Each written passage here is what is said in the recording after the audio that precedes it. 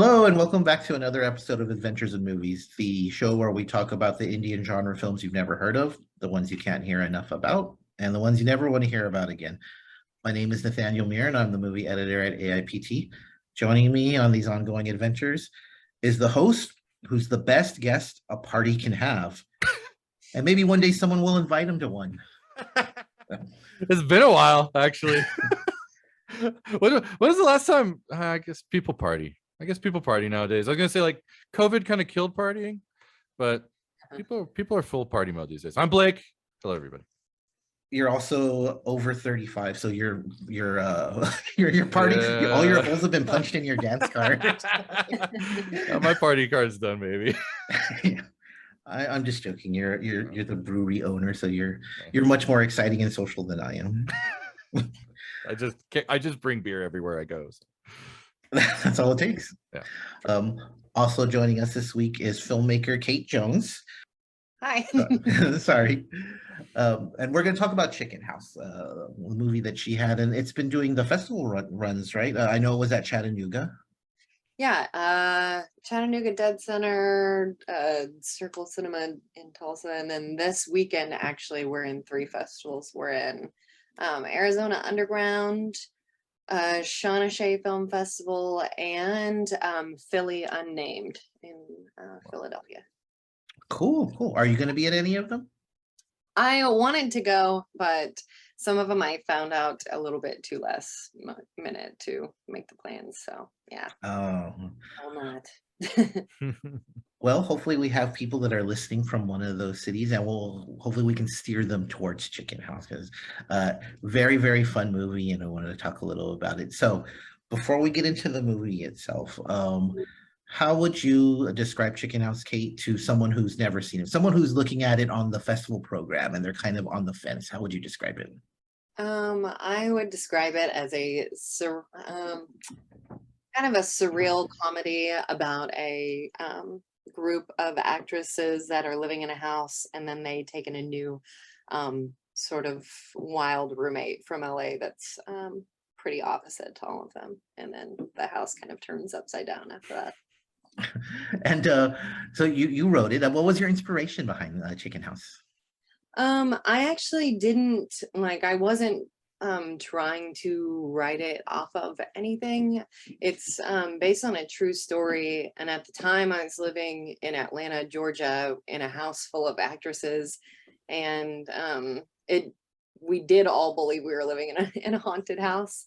And we did take in a roommate from Facebook that nobody knew. And all hell did break loose. So Kat, the character that comes in and turns things upside down, is sort of based on that, and then also sort of based on me, because I was always kind of the weird one in the house that was very out there compared to everyone else. So yeah.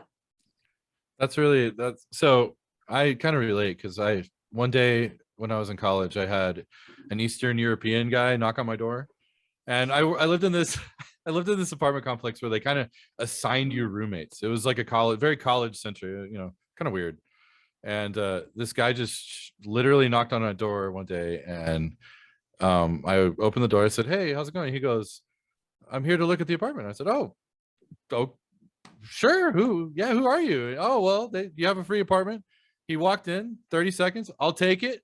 And so for the next 4 months, I had an unexpected Eastern European roommate who turned my life completely upside down. And it was so I totally related to it, and it was a lot of fun. So it's nice to hear that you actually did have some kind of personal experience with a similar thing. So but it made me think, like, when it came to the roommate, I mean, this movie is 100% based on the interaction between the girls in the house. And so how did you go about casting, and what was involved in that, and how did you know who you clicked with, because the chemistry on screen was really great?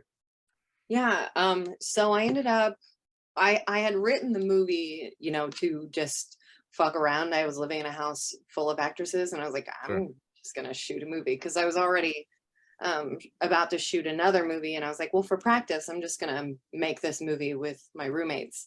and we started shooting it. I left to go shoot the movie, and then the pandemic hit, and so we didn't get to finish it. But I was just shooting it on my handy cam without like, you know, sound people or anything like that anyways. So then the pandemic hit and I was living in Oklahoma, and I just sort of like, I invited all the actresses to play themselves, like that the characters are based on, but they were all had scattered to the winds because of COVID, basically. And this was kind of at the time, like when we were going to shoot it, it was, you know, when everybody's vaccinated, like pretty much everyone had been able to be vaccinated at that time.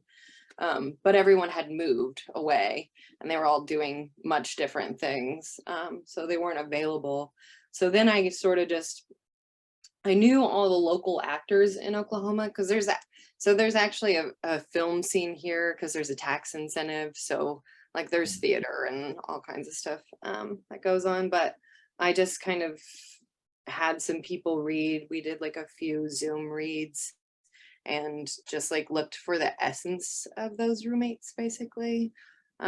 Like people that I felt were similar or the opposite, and just had them read, and yeah, just went with, you know, who brought the most. Awesome. Yeah. You mentioned that you play Cat, and part of that character is based on yourself because you were the weird one. How much of yourself did you put into the character? Probably like her voice, like I just saw her as very much sort of a sarcastic, almost Robert De Niro woman, and there was like just a lot of like big dick energy about Cat, basically. But it was probably like a third that, like me, a third a friend of mine that's also the wacky one that everyone thinks is nuts, and then another one is the sex worker that I know. So yeah, it's in thirds. That's really cool. So there's a lot of themes that kind of run throughout the movie, and there's like blame and just kind of getting to, obviously kind of like coming of age to some degree. And so was this all just kind of organic, kind of with just like what everybody was experiencing around you? Why did it write itself that way? Yeah. So it really did write itself that way. Like I, you know, just free flow wrote it in like 3 days. And at a certain point I went back to it and like added a little bit more. But for the most part, it just kind of blew out of my fingers, I guess. Sure. But yeah, I was reading a lot of like different religious books at the time about like just Buddhism and all kinds of things, just for no reason. I was just taking a deep dive into all that, and then you know, like a lot of the acting lingo is just, you know, stuff we were all dealing with at the time. And then you know, the characters are just exaggerated versions of those people. But like, you know, the Charlie character, there was very much a girl who was coming into herself and trying to figure out her sexuality and how to be and everything.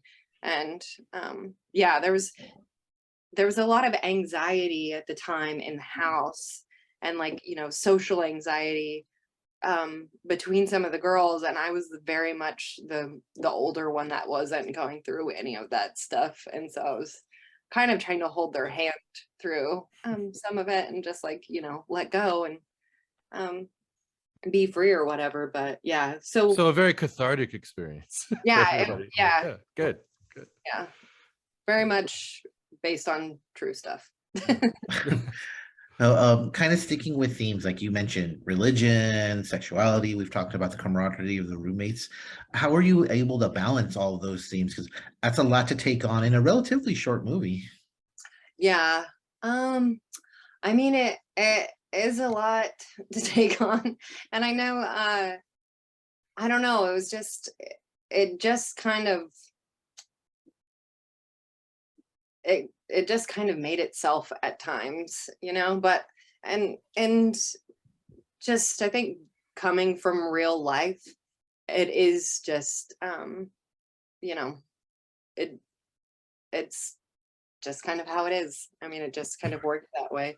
And with the Mormon boys that come in into the house and come visit, like that was just more based on coming from Oklahoma and having, like the guys come knock on your door quite often. And I don't know, that just came out of nowhere.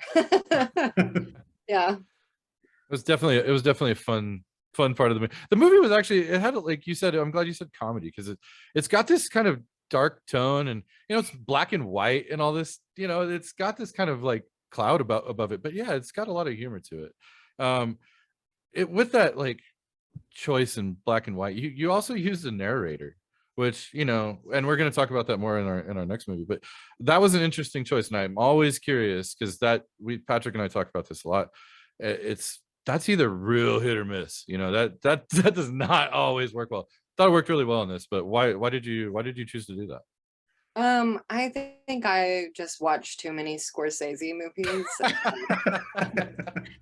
I don't know. When I first wrote it, the first like draft that I did in the beginning didn't have that, and there was just something missing, just because there's having this ensemble cast and wanting to feel like they're well-rounded and like full human beings and see more sides than these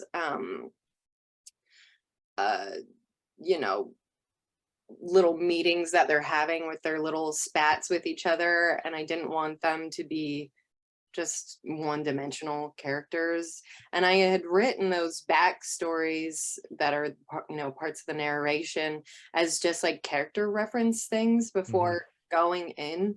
And then I just kind of like one day just cut them in, and then whittled them down to being smaller because they were much longer things. And then I don't know, they just seemed to need to be there, especially since it was sort of already in chapters. Right. And it just kind of worked. Yeah. But I just love narration in movies. Yeah. Who doesn't love a good narration? You mentioned the characters like not wanting them to be one-dimensional, and they are really fully fleshed out. They were really, really well-rounded characters.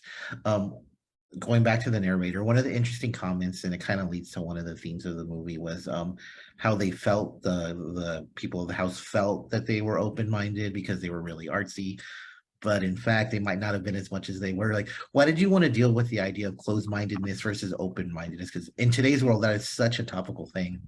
Yeah, I mean, I think it's part of like coming from the Oklahoma indie film scene, and here, that is how it is. There's so much Bible Belt mentality that people will think they're being wild or they're being open to a lot of things, and then if you really got down to it, they just kind of aren't. There's just too much ingrained like thought in there, and it's just, once you open your mind, you're like, oh my god, there's so much more out there, or seeing things from a different point of view. But yeah, I mean, that is kind of just how the characters were, is they're afraid to try things, and what's different is weird and not cool. It's maybe crazy. But yeah. So I mean, you've mentioned a couple times about how like the Oklahoma film community, I mean, not to move on off of what you're doing right now, because this is exciting, but I'm sure you're always kind of thinking about your next move. And are you finding inspiration there in that community specifically for what you're going to be working on next? Or so then I sort of like bounce back and forth between Oklahoma and New Mexico and Atlanta quite a bit. So I'm kind of a little bit all over the place. But my next movie I also did, that I'm writing right now. I'm through like a first draft or whatever, but we're about to start crowdfunding it here in the next month. Is also based on a true story. So I was in the military for 6 years, and I like military movies, but I want to do one that's more like Dazed and Confused, because there's so much partying that happens in the military, Sure. especially with guys and girls together in close quarters. And I Mhm. really just want to explore that, because that was a lot more my experience than, you know, the mission driven PTSD war epic. Although that's very real, and I have friends, you know, that have gone through a lot of that. I just wanted to you know, show the fun parts of it, which are much more Perfect. opposite than what you're used to, and do the same thing like I try to do with Chicken House, and have them like fully fleshed out characters where people have, you know, much more interests and in arts kinds of things, you know. Mm.